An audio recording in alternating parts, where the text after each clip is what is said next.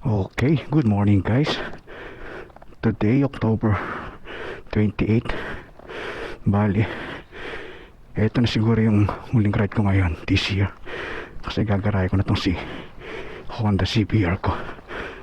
Kasi start na rito yung autumn season. Naglamig na naman guys.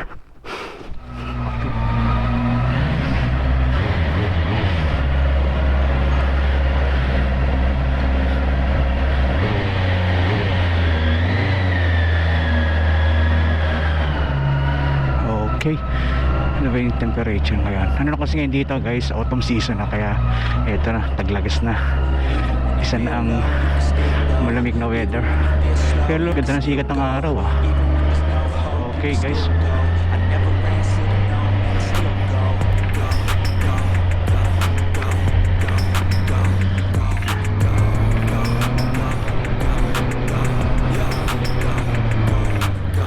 ang sikat ng araw ah. Buong araw siguro to. Pero malamig na yung ano, ramdam mo na yung lamig. Pero okay lang pagka ganito naka full leather jacket ka, tapos meron kang suot na warmers sa loob, hindi mo gaano ramdam yung lamig. Malamig na, 11 degrees pala, kaya ano, may lamig talaga. Kaya ano ngayon dito guys, start na yung autumn season. Ayan, kaya mapansin mo yung mga puno, nalalagas na yung mga dahon nila. October 28 ngayon dito guys. Balis, siguro ito na yung huling ride ko ngayon kasi igagarahe ko na tong si Honda CBR ko. Bali, pahinga tayo ng mga 4 months kasi November wala na, kasi na yung nag-i-snow na rito eh, kaya back to ride tayo mga ano na, mga March na ganyan. Bali, pahinga tayo ng mga 4 months. O yeah, 4 months nga tayo pahinga. Okay,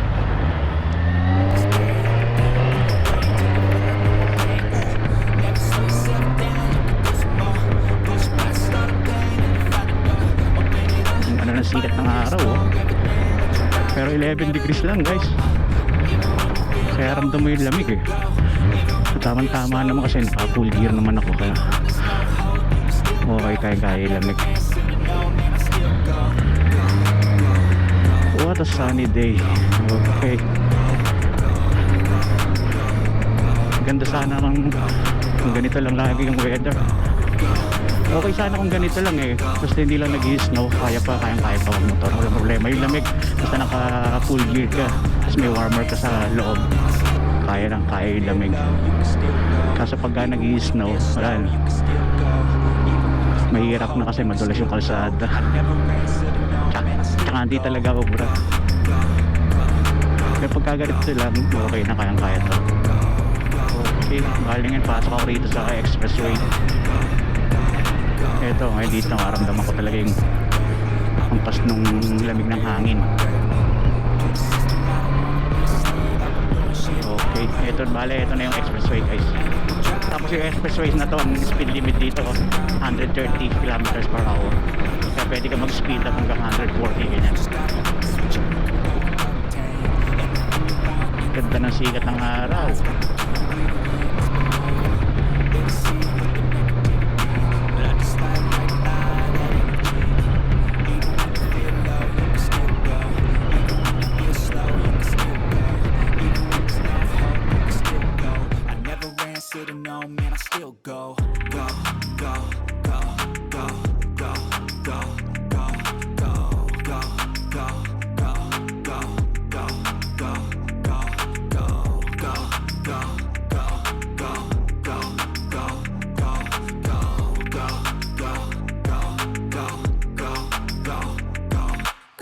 You got a mind, but even that could change. You could flip the gray matter like some batter in your brain. That's why I say, fake it till you make it A. And if you play that game, then you just might make a change.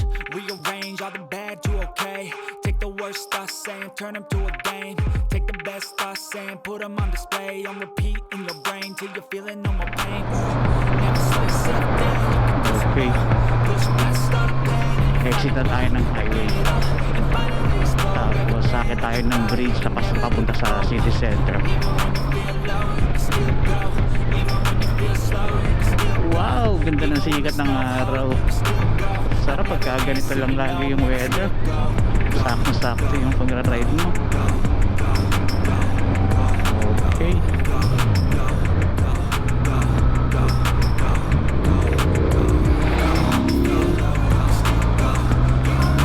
Okay.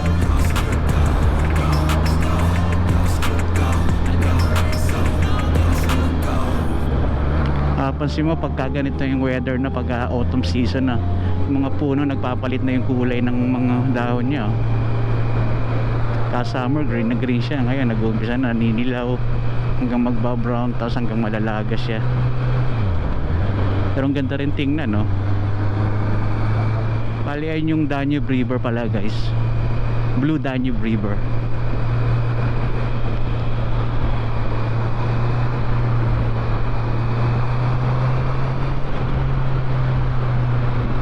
Tapos itong tulay na to may speed limit dito, 60 km per hour lang. Merong camera dito eh. Ayan, kaya nakalagay section control. Tapos kung mapapansin nyo, ito yung camera yan, yung kulay gray na yan na box. Tapos ito, pag exit mo yan yung camera. Kaya observe mo talaga yung speed limit din. Ayan, nakalagay naman section control. Kaya pagdating dito, ayan, 70 naman yung speed limit. Ang ganda niyan doon sa pag-umakit ng bridge.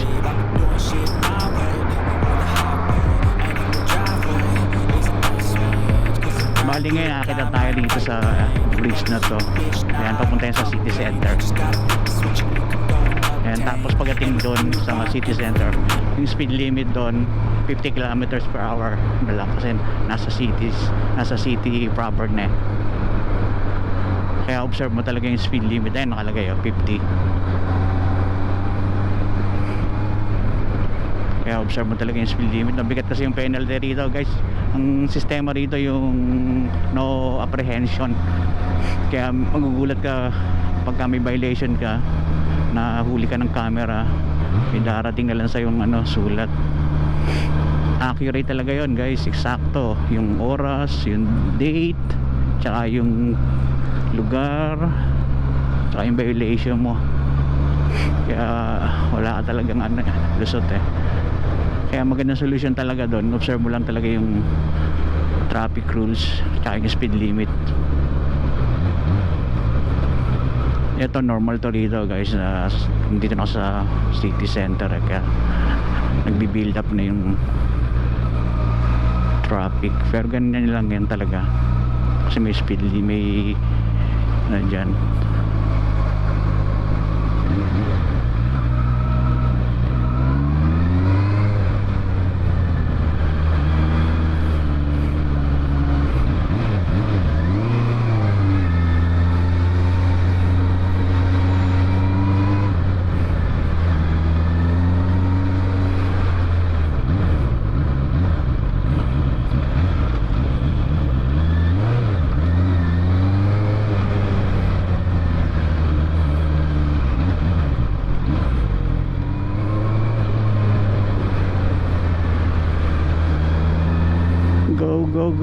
Go. Okay. Kaabot tayo doon. Eto dito, wala na. Stop talaga tayo dito.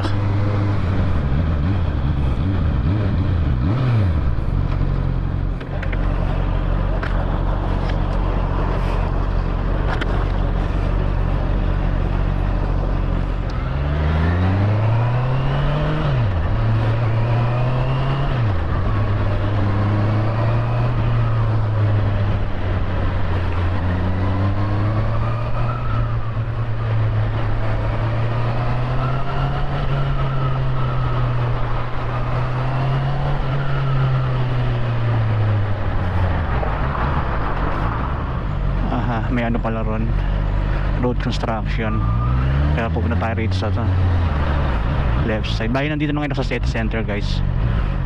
May road construction doon kaya kakaroon ng konti congestion. Tayo rito sa left side.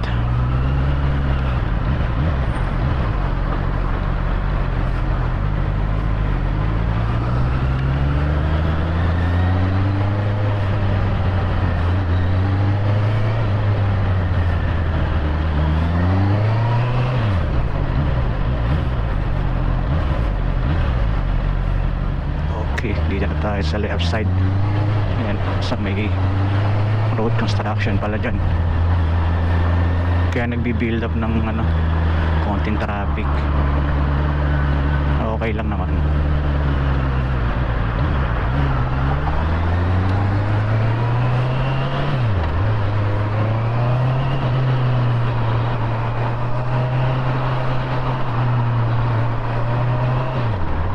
Even when you feel low, you can still go. Even when you feel slow, you can still go. Even when there's no hope, you can still go. I never answer to no, man, I still go.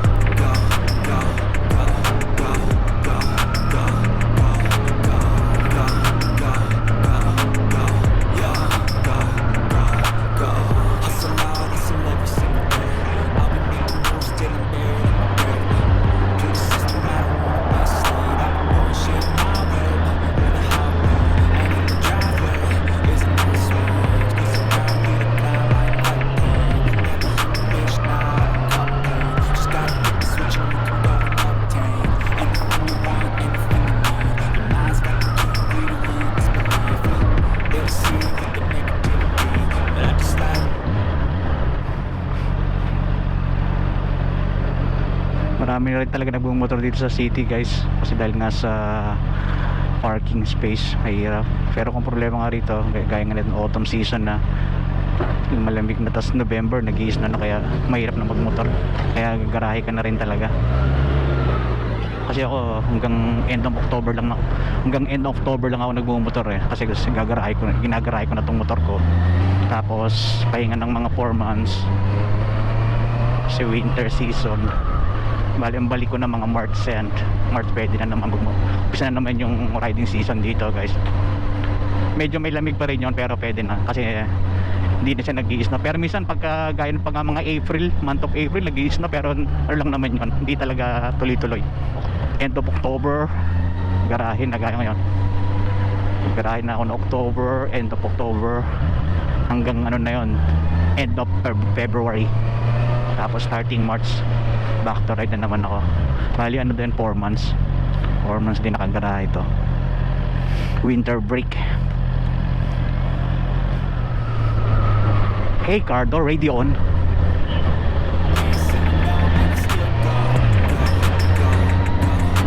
Sana buong araw ganito, may araw. Pero yung sunset ngayon dito maaga na. Tingnan ko ba yung mga 5:15, 5:20 sunset na rito ngayon. Pero pagka summer, ang haba nung rito ng sunny day, guys. Yung sunset namin dito maabot ng mga 9 PM na bago yung sunset. Pero pagka ganitong winter, magwi-winter na, kasi nagpalit na yung oras ngayon dito. Winter winter time. Kaya yung sunset dito medyo maaga na.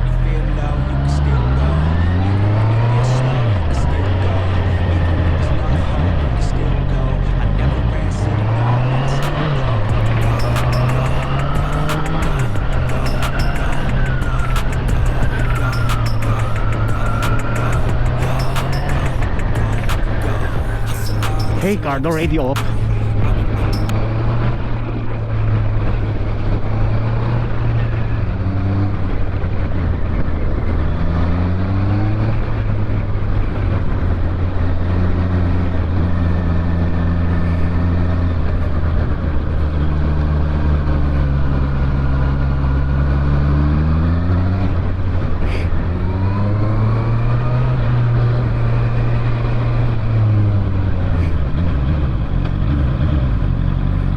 Street train, madami dito yan, guys, sa city. Ang pagandahan dyan, yung interval niya limit, parang every 8 minutes yung interval niya. Tapos yung station niya malapit lang siya, parang mga every 500 meters may station kaya hindi ka mainip sa paghihintay. Tapos yung dating ng mga train, yung tramp na yan, parang yung interval niya parang 8 minutes lang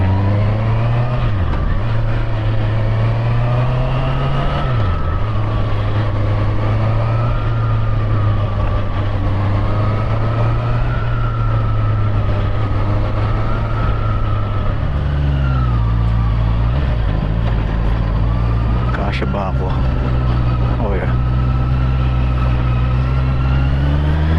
Okay.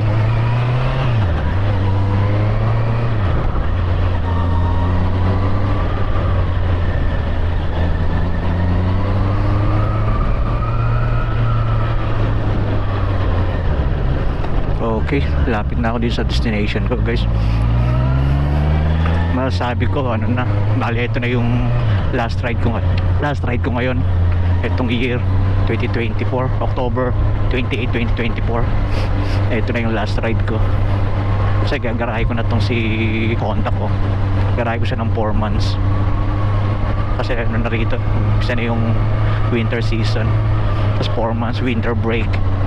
Bali may nakagarahe siya ng November, December, January hanggang February, tapos March na uli ako mag-umpisa mag-ride. Okay guys, nakalive na ako dito sa destination ko. Okay,